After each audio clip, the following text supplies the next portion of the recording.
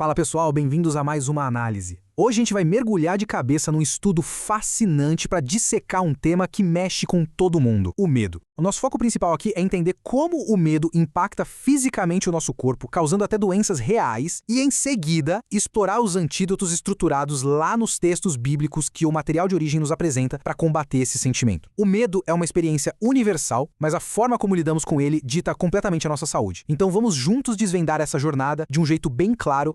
Para organizar o nosso estudo de hoje, a gente dividiu todas as informações em 6 partes bem diretas.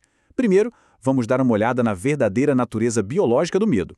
Depois, a gente avança para as doenças psicossomáticas. E aí, passamos para 4 intensificadores psicológicos que a fonte destaca: a escuridão, a exposição, a solidão e o pânico alheio, contrastando cada um deles com a resposta teológica correspondente.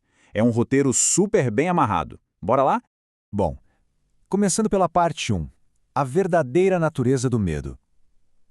É super importante deixar claro logo de cara que o medo não é um defeito de fábrica do nosso corpo, sabe? Na verdade, ele é um mecanismo biológico de sobrevivência incrível.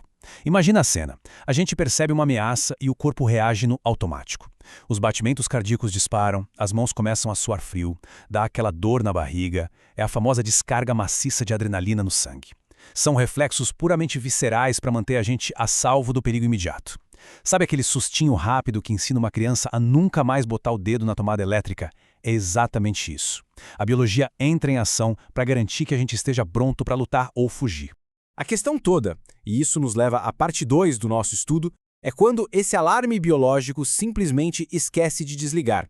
O que acontece quando o nosso sistema de sobrevivência sofre uma sobrecarga constante? É aí que a coisa se transforma em doenças físicas crônicas. O material explora a fundo o conceito de doença psicossomática. Pensa na palavra. Psico vem de mente, de alma. E soma significa corpo, ou seja, é uma doença física bem real, doendo de verdade, mas que foi provocada lá atrás por um sofrimento emocional muito profundo. Quando a gente vive com o medo constante instalado na mente, o corpo não consegue relaxar, ficando num estado de alerta ininterrupto. Toda essa enxurrada de adrenalina e estresse acaba transformando a ansiedade em dores severas, e o mais chocante é que, muitas vezes, a medicina tradicional não consegue curar essas enfermidades só na base de remédios. Para ilustrar profundamente como o medo adoece o corpo físico, a fonte traz 2 exemplos práticos incríveis. O primeiro caso é o de uma criança que estava internada no hospital com uma febre altíssima, daquelas que nenhum medicamento baixava. Adivinha só quando a febre finalmente cedeu? Apenas quando o pai dela, que era separado da mãe, chegou perto. A angústia emocional da criança foi resolvida ali mesmo e o corpo sarou na hora. O segundo exemplo é de uma mulher que passou 30 dias sofrendo com uma doença horrível no estômago. Dezenas de tratamentos falharam. A melhora total só aconteceu no dia seguinte que ela conseguiu abrir a alma, liberar traumas familiares guardados e oferecer perdão. Ambos os casos atestam diretamente que, muitas vezes, é o alívio lá na mente que traz a cura real para o corpo. Entendendo esse baque físico devastador que o medo traz, a nossa análise mapeia 4 grandes intensificadores no nosso dia a dia e coloca eles lado a lado com seus antídotos bíblicos. Olha só a estrutura. A escuridão é combatida pela luz. A exposição é enfrentada pela fortaleza. A solidão acha a cura no acolhimento. E, por fim, o pânico alheio é neutralizado pelo refúgio. Vamos mergulhar nos detalhes de cada um. Chegando na parte 3, a escuridão e a luz. O primeiro desses intensificadores ambientais é o escuro. A escuridão gera uma insegurança gigantesca porque ela representa o imprevisível, não é verdade? Aquela falta total de clareza de onde dar o próximo passo, seja numa decisão de vida pessoal, financeira ou familiar. E o antídoto apresentado pelo material é super direto e está expresso lá no Salmo 27, versículo 1, que diz assim: O Senhor é a minha luz e a minha salvação. A quem temerei? O Senhor é a fortaleza da minha vida. A quem temerei? A resposta teológica para o medo paralisante do que a gente não conhece, do futuro sombrio, é a luz divina. Afinal, para uma entidade que habita na luz, não existe noite ou surpresa. Essa clareza oferecida pelo texto é a solução direta contra aquele terror de não saber o que o amanhã vai trazer. O que nos leva, então, à parte 4, o medo da exposição. Estar assim, num campo aberto, onde todo mundo pode observar e apontar o dedo, é com certeza um dos maiores intensificadores de ansiedade que existem. É muito fascinante tentar entender a psicologia por trás disso. Esse medo é ativado por coisas muito comuns da nossa vida em sociedade. Aquele pavor de falar em público, a tensão de enfrentar o julgamento constante das outras pessoas, cobranças pesadas da família sobre casamento ou carreira profissional, é a sensação literal de se sentir um alvo completamente vulnerável num campo aberto. Pensa bem, é exatamente o mesmo instinto que faz uma criancinha agarrar a perna do pai quando muita gente estranha olha para ela, ou o que faz um adulto suar frio e tentar fugir de perto de um microfone. Mas qual seria o contraponto bíblico para essa vulnerabilidade toda? O material revela a promessa de um esconderijo literal, uma verdadeira fortaleza. No livro de Jeremias 36, versículo 26, a história mostra inimigos fazendo de tudo para capturar o profeta e o seu escriba, mas eles falham porque, e aqui eu cito exatamente o trecho, mas o Senhor os havia escondido. É uma imagem fortíssima, como se fosse um campo de força invisível e intransponível, bloqueando todos aqueles olhares hostis. E para fundamentar esse melhor, a fonte nos conta duas histórias de cair o queixo. A primeira, mais histórica, lembra como o profeta Elias foi simplesmente ocultado dos seus caçadores na cidade de Sarepta. O detalhe irônico, Sarepta era a própria terra dos inimigos dele. A segunda é uma história moderna, cheia de suspense. Um grupo de turistas estava rodando de jipe por Cuba sem toda aquela documentação exigida. A polícia mandou parar. Todo mundo dentro do carro congelou, num silêncio absoluto. O guarda olhou o carro inteiro por fora e simplesmente liberou eles, sem aparentemente notar absolutamente nada de irregular. São exemplos práticos usados para ilustrar de forma bem palpável essa proteção divina contra a exposição. Aí a gente avança para a parte 5, o antídoto para a solidão. Esse é o nosso terceiro intensificador e aborda aquele pavor enorme de ter que encarar responsabilidades, problemas sérios e transições da vida adulta sem ter absolutamente ninguém para dar uma mão. O palestrante usa um termo que eu acho instigante demais para descrever isso: a solidão cósmica. Já ouviu falar?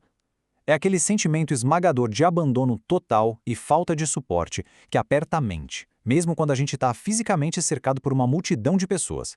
É estar no meio da rua lotada, cheio de gente em volta, mas sentir lá no fundo que não existe um único ombro de verdade para se apoiar nas horas de crise aguda.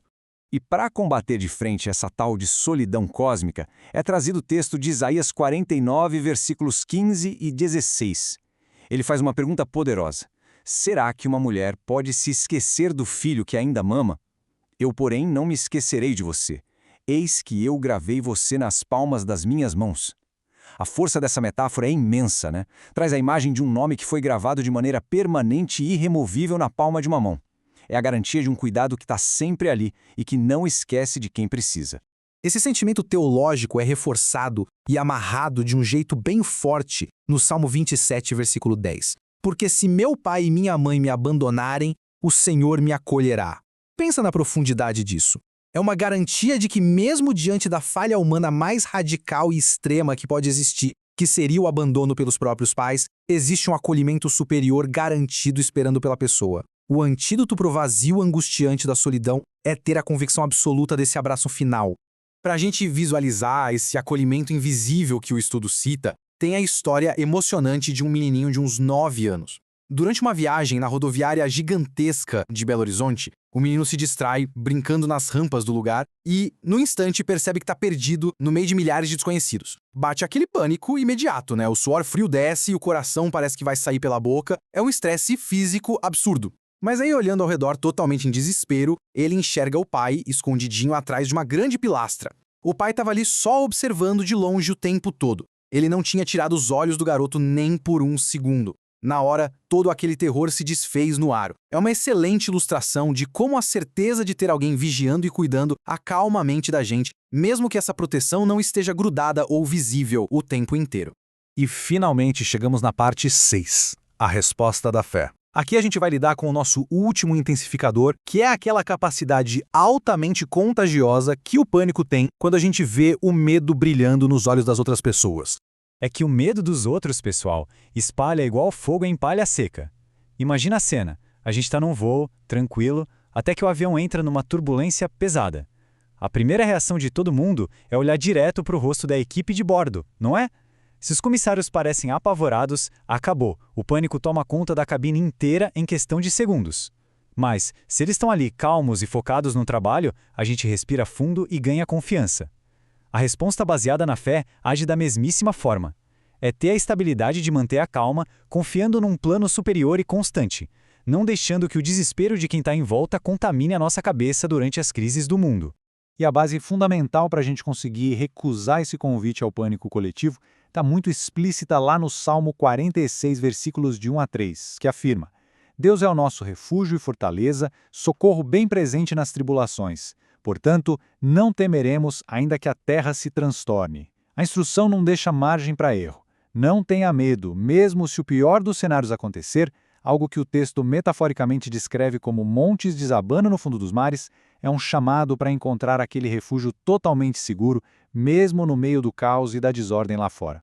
E para fechar com chave de ouro a estrutura lógica de tudo que vimos, o material traz o conselho final do Salmo 27, versículo 14, que funciona como a verdadeira prescrição médica definitiva contra aquelas doenças físicas e o coração disparado causados pelo estresse.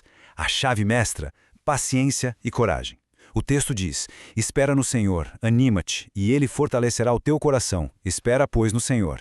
Essa é a conclusão reconfortante de quem entende que as nossas fraquezas mentais e físicas estão totalmente cobertas por uma resposta de proteção que é infinitamente maior que a gente. Concluindo a nossa análise profunda do material de hoje, fica uma provocação para a gente levar para a vida. Qual desses intensificadores todos, seja o medo do futuro, ali na escuridão, a vulnerabilidade de se expor, o peso daquela solidão cósmica ou a facilidade de ser contagiado pelo pânico dos outros? Qual deles será que está hoje se manifestando no seu corpo como estresse físico e adoecendo a mente? E mais importante, olhando para esses antídotos históricos incríveis que a gente dissecou, qual deles oferece o caminho mais nítido para devolver a paz e curar de verdade? Fica esse convite para uma reflexão bem sincera. Um grande abraço e até o nosso próximo estudo.